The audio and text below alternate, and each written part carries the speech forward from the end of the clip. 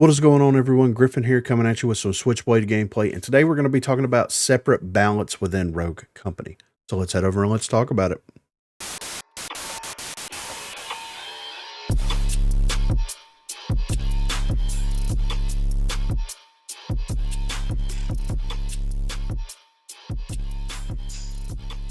So I made a video a very long time ago about trickle-down balance versus targeted balance, and that video did kind of well. There were some interesting discussions that actually happened in the comment section, but this is something that I've kind of been floating around in my head for quite a while, and I think it makes more sense now than ever to actually institute something like this within the game. Now, I'm not saying that this is something that is going to happen, and I'm not saying that they have the capacity or the team to do something like this. This is all just an idea. I'm just basically curious to what the community thinks about something like this. But what is separate balance? Rogue Company, as you know, started out as a third-person tactical shooter game. And over time, the game has gotten further and further away from the tactical shooter aspect of Rogue Company and pivoted more into a arena, RNG, whatever you want to call it. Basically a casual playing experience, right? They instead of catering the game to a more hardcore audience with more tactical side of it, they decided to pivot whenever they got the lead designer that they changed up. They decided to pivot to the respawn game mode and how the respawn game mode's actually played. And I think that that was a huge detriment to the game overall, because there was a lot of people that came to Rogue Company because it was a tactical third-person shooter, and something like that really hasn't been done before. I mean, it has, but not the way that Rogue Company was doing it. So whenever you start pivoting the game and making it a little bit more arcadey, a little bit more casual, then that hardcore player base is going to absolutely abandon ship and go play something else. We can go play Valorant, we can go play CSGO, we can go play whatever. We can go play anything else that's tactical other than Rogue Company, right? So that player base decided, hey, since this game's not for us anymore, we're just going to dip out and go somewhere else, right? Makes sense. Moving the game away from a more tactical game to a more casual game caused this divide, right? Because I like playing Demolition. I like the strategy and the thought process and the engagements that happen around a single life game mode, whereas the game pivoted into a more casual experience. Now, you can still have that single life, tactical feel. You just have to ban 90% of the weapons. You have to ban a ton of the rogues. You have to ban a lot of the things within the game that actually just doesn't feel great in a tactical environment, right? Why can't we have separate balance?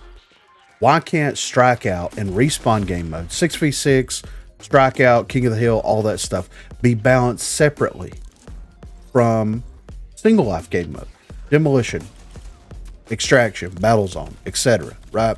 And speaking of Battlezone is balanced completely different from the rest of the game modes inside of Rogue Company. There's a huge perk list. The gadget list is opened up. The melee list is opened up. The weapon list is opened up.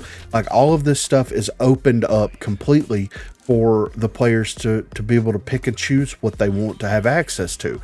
So Battlezone is already doing something and breaking that mold.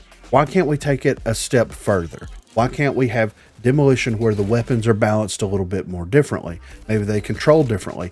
Why can't the weapons, why can't the gadgets, why can't everything else be balanced around whatever game mode that you're queuing into?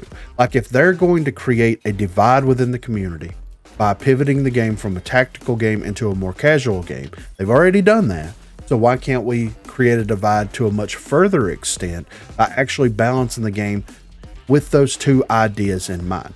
Here is your Demolition / single life game mode balance changes that happen, and here are your more casual, more RNG, more arena-esque, experience changes. These are the balance changes.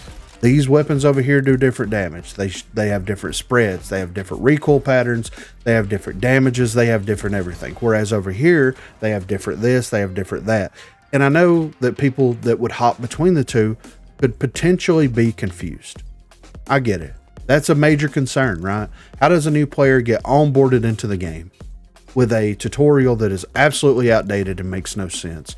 and then they're going to hop into Strikeout for a little while. We're going to play a little bit of Strikeout, and they get used to playing Strikeout with specific rogues, with specific abilities, passive abilities, gadgets, perks, weapons, the whole 9 yard, and then hop into Demolition, and it's like, oh, things feel different here. And I don't know if I like that or not. And I understand that is an issue. That is definitely a cause for concern. But honestly, I think it's a concern worth having.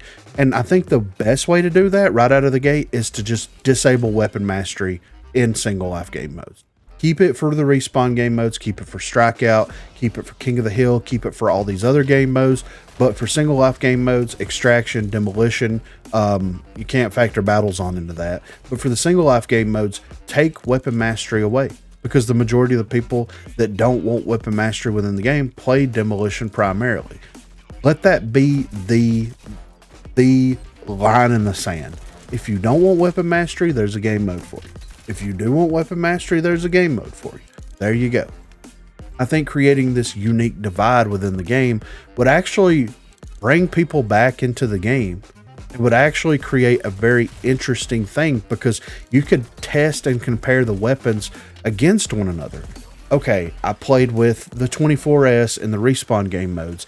This felt good about it. This felt bad about it. Whereas in Demolition, this, and this felt really, really good, but there's only this one thing that just doesn't feel great with it.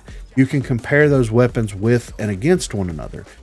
I don't know if it's something that is feasible. I don't know if it's something that the dev team would even consider, but in my opinion, we need to balance the game separately, completely. It's two different play styles, it's two different experiences, and you can't balance rogues, weapons, gadgets, perks, all of that stuff whenever you have all of these variables to consider. You can't have this character do this because in respawn modes, it would cause this to happen.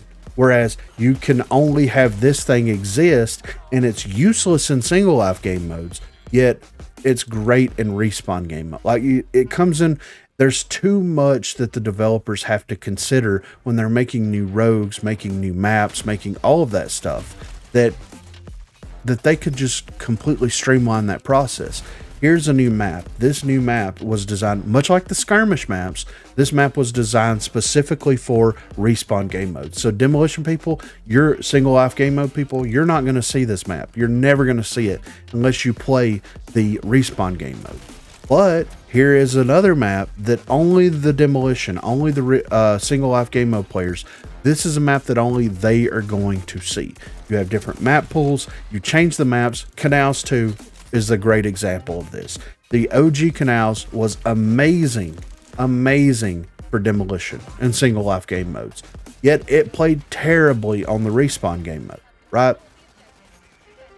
Why did we get rid of the OG Canals? We could have had both. We have both High Castle Omega and original High Castle. Both of them are not needed in the game. Get rid of the original High Castle, get it completely out of this game, and just keep High Castle Omega. But we're going to make the exception with Canals. It makes no sense. That way you could have, demo Canals, you have demo Lockout, you have demo Skyfall. Like you can have the different versions of those maps that have different cover, that have different, like the lanes are primarily going to be the same, right? The rotations are primarily going to be the same, but they're going to be more designed around whatever specific game mode that you are currently queuing into. I think that if they did that overall, it would take a huge team. It's not going to happen. I'm not going to get my hopes up. It's not going to happen. But I think that if the developers consider doing something like that, maybe since Smite 2 is currently in production, and once they get that taken care of, whenever they get that taken care of, they can pull some of those devs over to help with Rogue Company and actually implement something like this. But be sure to let me know what you think in the comments down below. What are your thoughts on balancing the game based off of how you're queuing into different modes? You have your single life game mode balance over here. You have your respawn game mode balance over here, and they exist separately from one another completely. Rogues abilities, passive abilities, maps, perks, gadgets, weapons, the whole 9 yards. They're just balanced separately and differently from one another. Be sure to let me know what you think in the comments down below. Also, be sure to check that description for links to Facebook, Discord, and Twitter. Those are the places to contact me. If you haven't already, please be sure to like and subscribe to the channel. If you've already subscribed to the channel, then consider hitting that join button to become one of the 256 crew members. Lastly, on Thursdays and also on Sundays, I will be streaming here on YouTube. So if you are interested and available, please feel free to stop by and say hello there. Thanks for watching, guys.